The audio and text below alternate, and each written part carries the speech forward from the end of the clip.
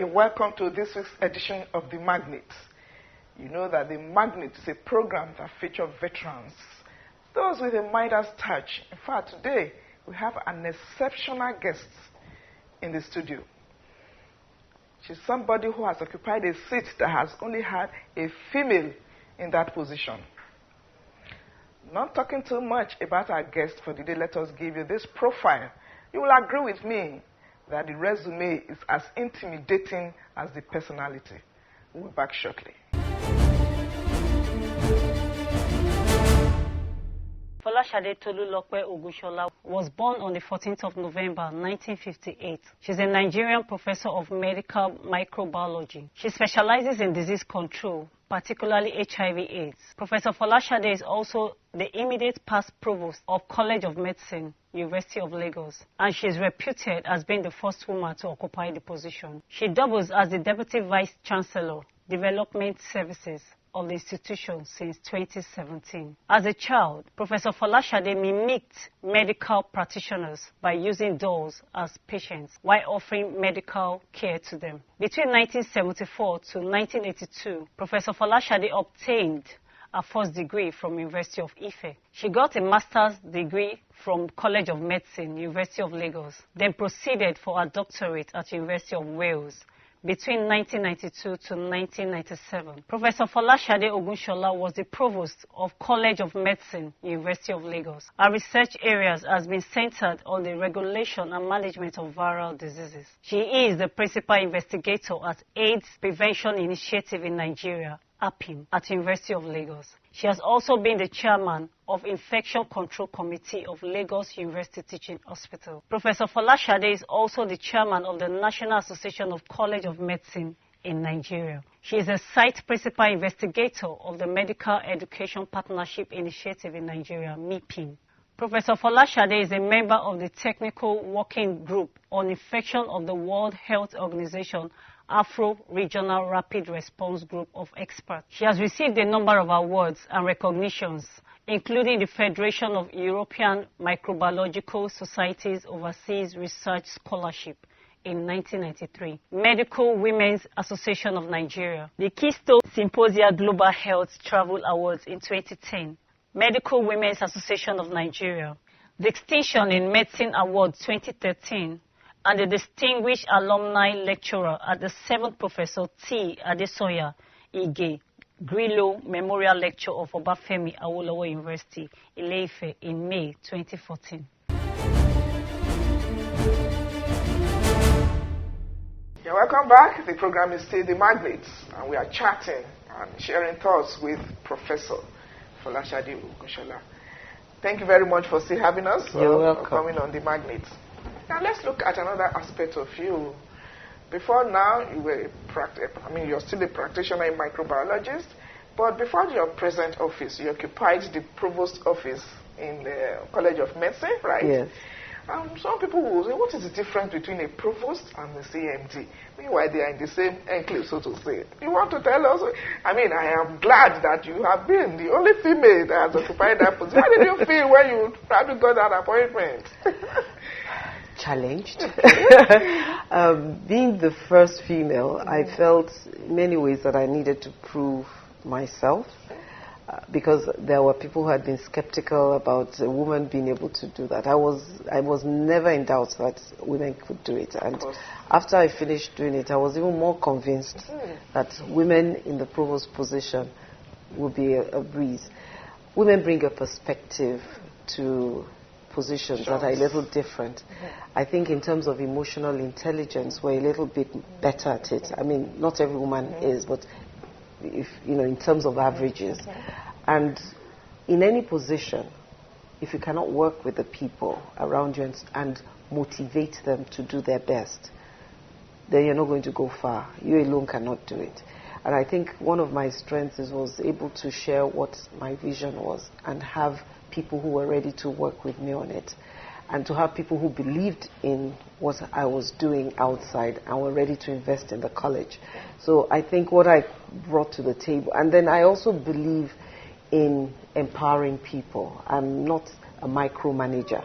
So people will make mistakes. That's part of the equation. But mistakes are learning I believe mistakes are learning. They're learning. When you've made a mistake, you know that's one way not to go again. That's you've crossed that path. I found that I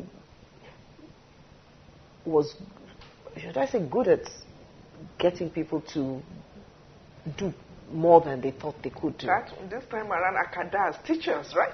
Teachers. I started with the, when I say I started with the low-hanging fruit, the younger teachers, and some of the older ones. And gradually, I think quite a lot of people, maybe what they could see was that I really and genuinely wanted the college to be better. So I had a lot of people who were willing to work with me. Academics are tough people. They ask questions, and you cannot fool them. I mean, you can't fool them. You have to prove with the theory. Oh yes. And of course, you will have people who have totally diametrically opposed vision, which is fine. That's why we're here. In fact, I tell my students, if you come here and you're telling me, yes, ma'am, because you're a professor, you know everything. You're not worthy of being a student. A student comes with his own ideas. Let's have some serious arguments. So you get those arguments in academic circles, and it's liberating. Even those who don't like you, they also help you to see a different way, because it's easy when people like you to flow. But when those who don't like you criticize you, it means there's a weakness somewhere you need to work on. And so it was for me a position that tested some of my boundaries, and I found I could survive some things I didn't know I could. So it was great. And you left a great mark. That's what brought you to this position, BBC. Right, now let's talk about this. I mean, this is more, you are the chair, entrepreneurial. The board of entrepreneurship in Unilag, right? Yes. What is that about? I thought you were only concerned about academics, carrying book from one place to the other. What has business got to do with it again? Well, the way I figure about entrepreneurship, it's a state of mind and a way of life. The life of adding value and solving problems. So whether you're in any situation, you can have an entrepreneurial mindset. So whether you're employed or you're not, if you're about adding value and having effective solutions, then you have that spirit. And of course, it goes with other things, integrity, it goes with resilience, because any step that does not have an answer, you're looking for the answer, you have no idea where it's going to take you. There will be ups and downs. And getting to the solution, whether in public service, private sector, if you're about adding value, you've got that mindset. So here as the Deputy Vice Chancellor of Development Services, I think what probably got the last Vice Chancellor who employed me was that I had a solution-driven approach to life. I don't see problems as... I don't believe in things like, without trying, that can't be done. Oh, no. It's just, how do we get... Solution. Yes, and how do we break it into component parts and take them in little bits? Because oftentimes problems look big because you're looking at the totality of the problem. But by the time you break it down, you'll find that into bite-sized, as I say, bite-sized problems, you'll find that you can solve them, or you can find someone who can work with you. And once you recognize that solutions are not, and the world we're going into is how many people know about it. And I think some things that came to me, that helped me in that direction and brought me to this office, which I'll talk a little bit more about, was my clinic on the beach. When I had the Kuramo project. Had a clinic in Kuramo Beach. Oh. I remember somebody saying, how did you get there? I didn't know. I personally did not know that it was meant to be a violent place. You know, ignorance is bliss. Of course. But it taught me many life lessons. They are the same as we are. There are good people there, bad people. They're just very poor. And once they embraced us, they were our greatest protectors. When we first went there, you walked in threes, three people. But after a while, you could walk and wander around and nothing would happen to you. And so Kuramo was one place that made me realize that you needed different specialties to work. You needed different kinds of people, and taught me the value of teamwork.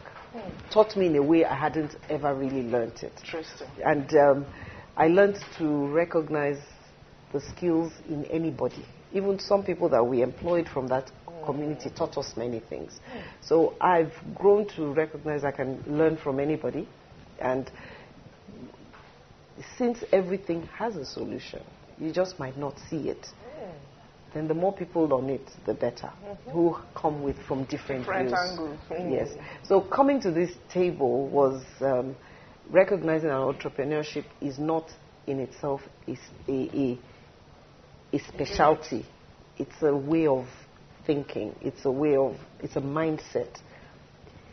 I understand, I'm using it very loosely, in the sense that if you think business, then it's about being able to start your own business. But it's really the mindset that comes to a solution, that's to a problem, a business problem.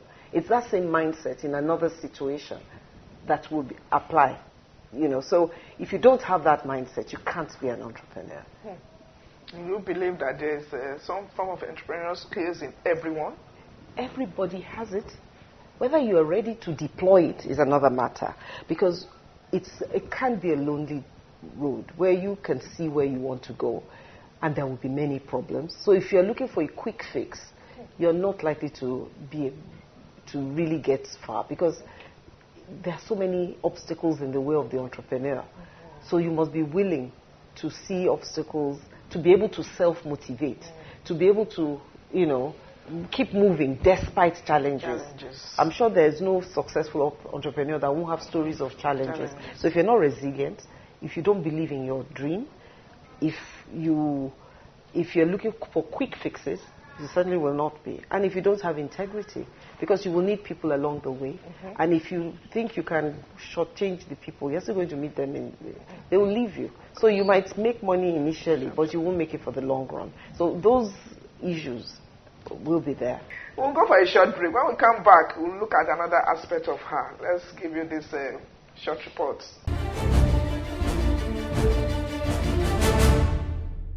Human capacity development, as they say, is the backbone of entrepreneurial advancement in every society. With the bane of youth unemployment sweeping across the globe, the federal government has charged the tertiary institutions to make entrepreneurial studies mandatory in their curriculum. Ahead of the mandate, the University of Lagos has blazed the trail with the establishment of Entrepreneurship and Skills Development Center, where all students are meant to acquire some skills before graduation. To this end, a Train the Trainers capacity building program was organized by the Great Standard of Learning to in turn impact on the multitude of students. The 10-day training program had the brief opening ceremony on Tuesday, 25th of February at Exotic Entrepreneurship and Skill Development stakeholders in attendance. After the opening formalities, the Vice Chancellor, Professor Oluwatoyin Ogundikpe, in his welcome speech, charged the participants the need to make good use of the training. The first among equals, producing graduates that are locally relevant, globally competitive, and developing an entrepreneurial ecosystem that will enhance our visibility as a research and innovation-driven institution, end of quote. Second, we have confidence in our belief that there is an entrepreneurship side of each discipline across the 12 faculties in the University of Lagos, waiting to be unleashed. Considering the entrepreneurship development landscape in our university, there is an urgent need to grow expert entrepreneurs among our students and staff. This is why we are set to rejig the delivery of entrepreneurship education in the University of Lagos. The icing of the event was an educating, inciting, and a thought-provoking lecture delivered by Prof Folasade T Ogunsola, Deputy Vice Chancellor, Development Services, University of Lagos, also known as Mama Entrepreneur. There are 8 essential qualities of an academic leader. You must have vision, ability to see beyond the now, and order the now to achieve the future. So you start to plan for the future from the now because you're looking ahead and you can see where everybody is going. It's also the ability to have good communication skills because you must be able to convince others to key into that vision and bring them round. You can't force people into a vision. You influence, you communicate, you convince, you debate till they see that vision. The representative of the Managing Director of Bank of Industry, Mr. Oluwaseun Tubi, commended the management of the institution and opined that the bank shall always support a laudable project of such nature. It's also our belief that what is being done here today is a model, that hopefully, we can begin to see replicated across many other locations. We have, when the first discussion, with the Vice Chancellor, held, sometimes over a year ago, our managing director was able to see through, the vision, what Unilag is trying to do, and immediately, agreed that BY is going to support it. And that support is still ongoing, and there'll be many more, instances, opportunities to support.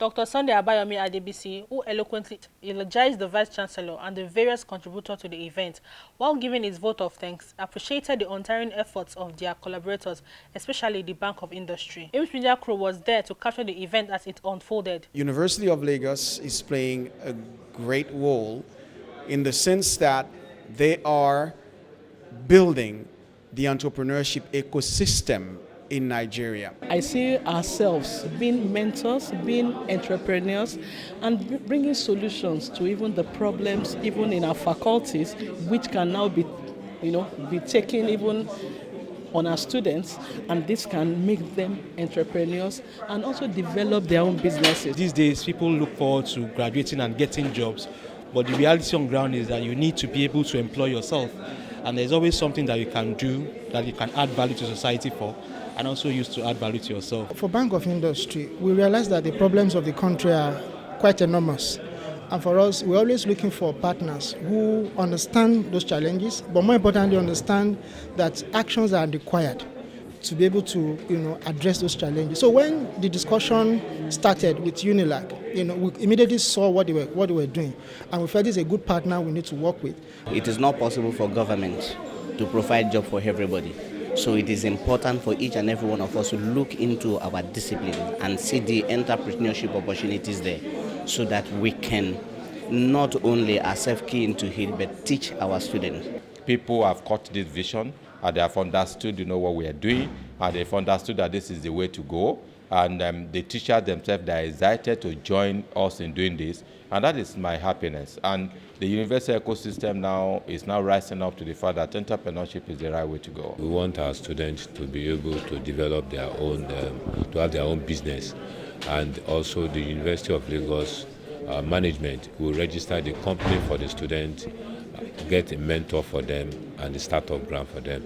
And you can see this coming out now. So we now thought, instead of the student coming to this center, it's better for us to get them from the faculties, from the department faculties. So the people that are involved in this program now will, from the faculty, from their department, will be able to harvest the students for this purpose and bring them here for a bigger exposure. We wish the institution a success in their future endeavors as they continue to bring out the business and innate potential in their students and lecturers. Yeah, welcome back. The program is still The Magnates, and we are chatting and sharing thoughts with Professor Folasade Ogunsola. Thank you very much for still having us. You're welcome. For coming on The Magnates.